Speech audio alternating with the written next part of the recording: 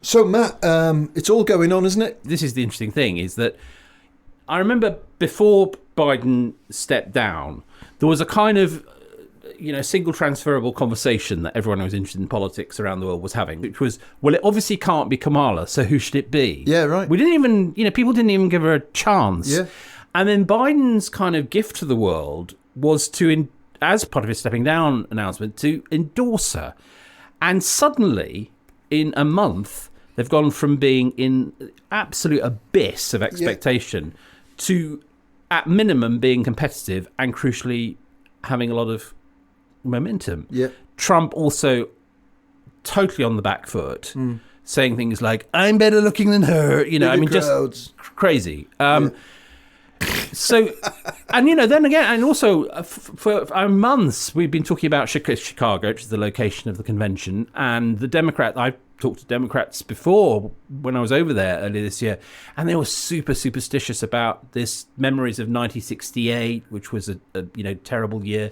And also in Chicago. And they felt they're very superstitious politicians, and they were worried this would happen. And actually, there have been protests over Gaza, but not to any dangerous extent. Yeah. And there has been, as the Michelle Obama speech sort of conveyed, this infectious mood of confidence and not being ultra defensive as it was in the sort of latter, and not watching out for every moment with open jaws, waiting for a mistake, And this and the most audacious element really of it is although Harris is a vice president, and most of the figures that were on stage have been presidents or spouses of presidents or whatever, presenting themselves as the insurgents against Trump almost as a quasi-incumbent. And the old guy, and this is a very, the Democrats have been in the White House for 12 of the last 16 years, and yet they've got this they've managed very cleverly to reframe the whole race. As a sort of, we're the underdogs, we're the insurgents, we're turning a page, and we're not going back, which has just become a very, very strong slogan. And I think you mentioned just earlier, Matt, this point about Harris, and I don't know what the answer to that is, because vice presidents, generally speaking, don't prosper if they try to stick their head into things. It just doesn't work. But it has to be said, I think you do have a point, because she was so kept out of the limelight.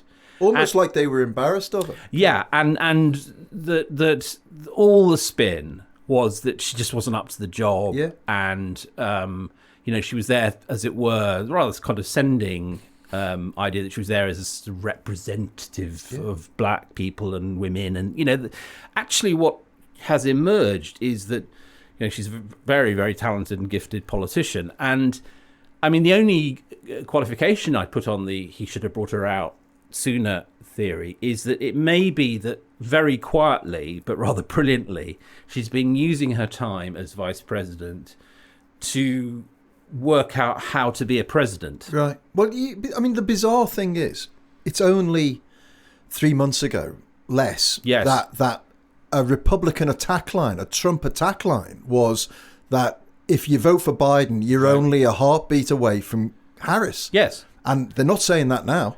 Because people are saying, bring her on. And Trump was ludicrously claiming that Biden would reappear at the Chicago convention and reclaim his candidacy, which shows you, he has said in public that he now wonders whether it was a mistake to do the debate and to defeat Biden in June, the CNN debate, because actually it ended up with Biden being replaced by... Well, for his point, it certainly would. If we were headed... If Biden had survived as candidate, we'd be looking foursquare down the barrel of a Trump second presidency. And we're not with any certainty. It's interesting just to pause there and reflect that.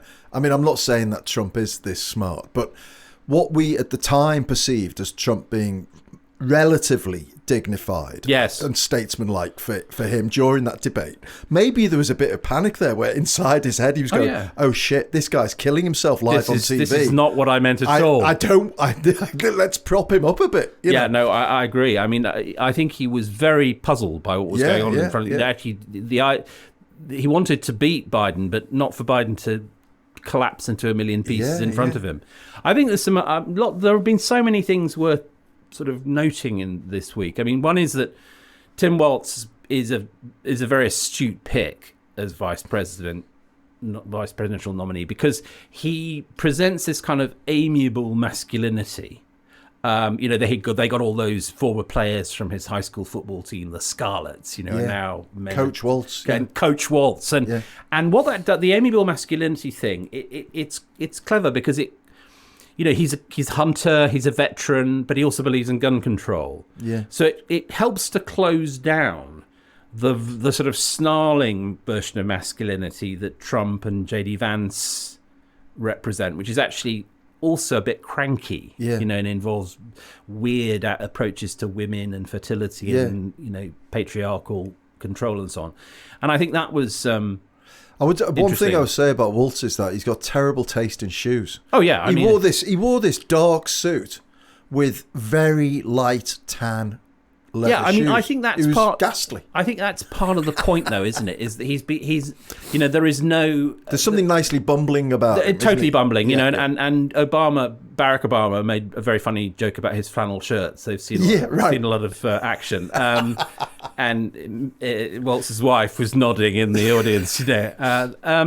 It was interesting with the Obamas though, because both of them, remarkably, are sort of once in a generation political communicators, let alone married. I mean, they're amazing. I mean, it's worth, again, just pausing a second and remembering that Michelle has had to grow into that role, hasn't she? She wasn't always like that, but she has become impeccable. I mean, almost better than Barack Obama. Although I've heard people on broadcasting and so on who were campaigning with them in 07, 08, saying that quite often when you were on the road in Iowa... Right. She was the one, was she? You'd bring in Michelle to close the deal. Right. I mean, she doesn't like politics. No. And you could tell that from the anger in her voice about Trump and she's the harm. too good for it, is the truth. I just think I think the why would I want to do this is the question. Yeah. But so... Obviously, if you've got this kind of talent on your bench, you deploy. I mean, you'd be crazy not to. And I totally understand why they did that. I think that what is vital, however, is that the Harris team, and I'm sure they'll do this, don't allow the campaign to be caricaturable. Yeah. Well, you put it very well, I thought. She can't be seen as the sort of Obama restoration candidate. No, it can't be, as we were saying in 2016 or 17, it can't be the resumption of a project, or much worse, the restoration of a dynasty with Harris as a client of the dynasty. Exactly. I mean, I thought Tuesday night edged dangerously close to that. Yeah. And I'm sure that, the Harris team, which has a lot of Biden DNA in it as well, will be very aware of that. Because the difficult reality is that if this is to work, and it is still she is ahead, but only within the margin of error. Yeah, we can talk about some of the specifics of that later. Yeah. It has to be not just the post-Trump era, but the post-Obama era. That's right. And, this is different. A lot has happened since 2016, 17. Obviously, Trump won. Brexit happened, nationalism continued to sweep the world. I mean, Obamaism, which is this idea of a sort of pluralist patriotism, you bring together multiple groups under the heading of a liberal patriotism. By the way, I mean, I find this hugely attractive, but it's plain to see that in and of itself, it's not enough. Yeah. It didn't push back. It didn't finish off the opposite approach. There's work to do on that. Also, I think to bring it down to more kind of rudimentary metrics. The world needs a really strong, good female leader right now. Yeah. I can't. We've got Giorgia Meloni in Italy, but we've lost Merkel. We've lost. I mean, we lost Liz Truss to our. How we recover from that, man? I don't know how. How did we do that? Why did we do that? Have we recovered from that? But anyway, I think that every day. One day we'll turn a corner. And not wake up crying. But not yet. With laughter. But progress, not perfection, Matt. But we do. The world. We can't have. Just imagine a world with Trump, Milei, Putin. It's not a happy image. I mean, it's not great, is it? No, it isn't. I mean, I think this is a sort of Malcolm Gladwell blink impression because this has only been the last month. But I think Kamala Harris is ready to be president. Yeah. And in as much as anyone can ever be ready for that unbelievable burden. And I think that she'd be pretty good, actually. And how can one say it's an instinct rather than any real knowledge? Because, I mean, no one can know whether someone is going to be a good president until you get there. Yeah. But I think what's interesting about what she's been offering so far is that it's a sort of, and this is different to Obama, although it has oddly enough, it has some connections with Biden, which is there's a sort of quite robust left-wing populism, which is she's against price gouging, price increases. She wants to do something about affordable housing. She wants to push down on medical costs. She's offering child tax credits. She's talking about raising corporation taxes. She's talking, and this is a very controversial subject, taxes on unrealized capital gains, And crucially, I think, this was last week in Raleigh, North Carolina. She said, we know that many Americans don't yet feel that progress, referring to what Biden has done, in their daily lives. And this is the missing link. That was always the missing link with Biden. I mean, even quite recently, he was asked somewhere, have you dealt with inflation? And he said, yes, yes, yes. And I thought, that's not the right answer. No. You've got to put it into real terms. Yeah, with people. And I thought Bill Clinton, who I know, some people no longer feel quite comfortable at having at the DNC, but he made a very good point at the end of his speech on Wednesday, saying, "Look, we saw more than one election slip away from us," and he said that Trump is pretty good at what he does, and these people are really good at distracting us, at triggering doubt. And I thought that was it was good for him as a double election winner. Yeah. No longer with skin in the game other than as a lifelong Democrat, to say that, because it's true, that 74 million people did vote for Trump in 2020, and he does still have a huge constituency, and the race is now super competitive. Well, you sent me a link about the 7 swing states, and he's ahead in 4. I mean, every poll that has so far had her ahead just about has been within the margin of error. Yeah. So the trend, I mean, you can see it most days. It's blue for Democrat. Yeah. It's looking good for her, but the margin is very, very small. Yeah. And this is her honeymoon.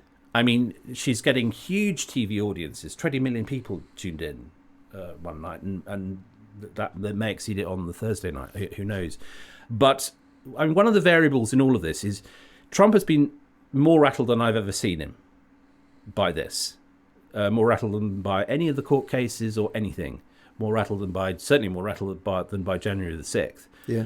He really doesn't know how to approach her, address her, deal with her. And I think Waltz bothers him too. Yeah. And the question is whether Trump can think through an attack line. Now, and Vance bothers him as well, doesn't he? Well, so he's got that niggling away. I mean, were it possible, like a stone in a shoe, in practice, to just dump Vance, I'm sure he would. Yeah, because that has not worked out at all. No, far from it, actually. And the sanctification of the assassination attempt is like it was 10 years ago now. It's amazing, isn't it? I mean, it just seems like another age. Yeah. And in fact, it was just yesterday. Yeah. I think the problem with Vance is that Vance is all of the bad stuff with none of the wit. That he doesn't talk about sharks and electrocution and the late great Hannibal Lecter. No one knows what that means, by the way, but or beautiful sofas or any. I mean, he's just a very, very unpleasant, theocratic fascist. Which is not it's not much of a fun time. Yeah. You know, and I don't think I can't see him having much appeal to Joe Sixpack either. I mean, whereas Trump still has this bizarre appeal, particularly to men of a certain kind in America who believe that it's all going to hell in a handcart. Yeah. I think J.D. Vance just looks like exactly what he is, which is a theocratic fascist from Yale. I mean, Vance is the guy in the bar that you would actively walk away from. Yeah, because exactly. There's no connection. Whereas Trump, you'd be trying to tune into and maybe catch his eye just for the hell of it. Well, I mean, a good example of that, and it shows that, again, another way in which you can't count Trump out just yet, there's a podcast called Theo Von, who's huge in America. Theo Von? Theo Von. His real name is Theo von Kernatowski, but he's a comedian. He's very much in Rogan's sort of orbit. Big comedian star. And actually, Theo Von it's not quite allergy, but it's a bit of a character. He's a Louisiana guy, and he just acts kind of stupid, right? And he very occasionally breaks character, and you can see that he's highly intelligent, but he almost never does. And he did a podcast this week with Trump, and totally in character. And I'm not sure Trump really understood that he is a comedian, you know. Right. And Trump was absolutely mesmerized. This isn't the guy who was talking about cocaine. Yes. Oh, so I did see it. Yeah. It's amazing. I didn't realise. In fact, Helen Lewis, brilliant assistant editor of The Atlantic, said something like, I think she tweeted like, I've never seen Trump this interested in a person. Trump was mesmerised. I mean, and what he was talking about was his cocaine addiction. Yes, and cocaine, is that a higher hit than alcohol? Does that get you higher for longer? Is it dirtier? It's like, I mean, Theo Von is, the reason it's funny is because he's sort of acting like, I suppose, the archetypal Trump voter, right? Likes to go hunting and tells these stories about how we found an ox and then we found an elephant on the side of the road. My brother didn't know what to do with the elephant. And just hilarious. And he has this podcast. And I was just checking before we started, and it's already clocked up 6.5 million views on YouTube. So wait a minute. Did Trump appreciate that this is a kind of... I don't think so. Play, no? Well... Although, even if he did, isn't Trump I mean, the point is, it's two characters, isn't it? It's two personas. I'm going to have to watch the whole thing now. That's fascinating. But the other thing about Theo Von is that a lot of his fans don't realise it's a joke, right? And he's fantastically popular amongst Gen Z white men. Right. Theo Von. Right. This sort of Jordan Peterson crowd, maybe, or but Jordan Peterson more, less Jordan Peterson, more sort of pickup trucks. Dive bars, heavy metal, Hooters, Confederate flags, Hooters, Hooters gold card members. Exactly, Hooters gold card. You got it. And so, actually, as a piece of demographic podcasting, it was a brilliant choice because all of Theo Von's listeners will be going, this guy's still good. He's still got it after all these years. Come here, Eponymous, come here, listen to me, listen to the president, So it just, it reminded me, listening to that, of the sheer lunacy of American politics. Because meanwhile in Chicago, you've got Oprah and you've got, all these great presidents, Clinton, Hillary Clinton, Michelle Obama, Barack Obama. Galactic stuff. Nancy Pelosi, it's sort of how much more, it's kind of like how much more do we have to do? Yeah. And then back in the other side of the tracks, you've got a maniac, an orange maniac, talking to a man pretending to be a hillbilly and getting 6.5 million. It's amazing. But that is politics now. But on a serious point as well, I don't know, you're making a serious point, it's so, I mean, if we think we're sitting here in Britain thinking, oh look, she's a great candidate, she's a great candidate, Sorted. She's articulate, she's smart, she's got the backing of Hollywood, of Clooney, of all the Galacticos of politics. It doesn't mean a thing necessarily, we've seen it before. We've seen British media go, what the fuck just happened there? Barack Obama said, we've seen this movie. We know how, and the sequel is usually worse, right? Well, the problem is that we've also seen the other movie where a dead cert Democrat candidate loses to the Orange Maniac. That's right. So let's not get too excited. It is different. And I think, actually, that what will do for Trump in the end won't be morality but boredom. Yeah. I mean, one of the most interesting, and it's new, things has been these shots of his supporters leaving before the end of rallies, like disaffected football fans. Now, that's new. Right. Because, you don't leave the revivalist tent until the preacher's finished normally. No, exactly. But you can see, and I thought the first time I saw it, it's just people leave, a few people. No, there's been a lot of the rallies where they want to get to the tube station before the rush, and you can hear in the background this, in the background you hear Hannibal Lecter. I said to Putin, I said, no, wait, and you can just think, oh, shut up, because we have had him for 15 years, and of course, in the end, it'll be the showbiz values that propelled him to power. Will in the end be what kills him. That's right. And I think that one of the things this is why the weird attack is good. Not because he's not dangerous, because he's totally bloody dangerous. And we must never forget that, and it must be driven home, and I think they will. But the weird attack is like, you're small in the end. It's scorn, and that's good. The thing that they have to do, though, which is a very difficult trick, is scorn him, but bite into his base, or not his base, but the independent voters, who might tilt his way, the soft Republican voters who might still tilt his way and say, there's a place for you at this table. And what about Kennedy's endorsement? Does that matter? No, I don't think so. I think actually he's, like many third-party bids, it's very exciting to start with, and people read a lot into it, but actually it's been a whole lot of nothing.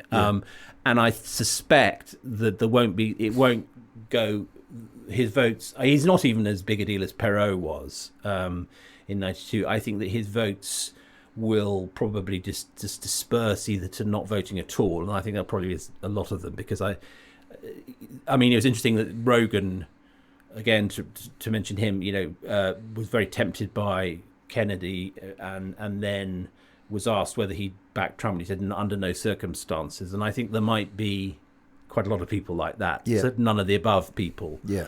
So I think that's probably good news for Harris, because those third-party contenders, of whom there are a few left, but none of them really very big deals, Cornel West, Jill Stein, and one a Libertarian, I think. So it's pretty much a two-horse race now. Yeah, interesting. Well, anyway, listen, we might have been talking into the void for that last 25 minutes. Do you know why? Why? Because last week's podcast pissed off so many listeners. They might have all gone. All just gone. Well, we better address this after the break. We shall talk about that. We're going to talk about you, dear listener, if you're still there, after the break. Hello, listener. Tune in.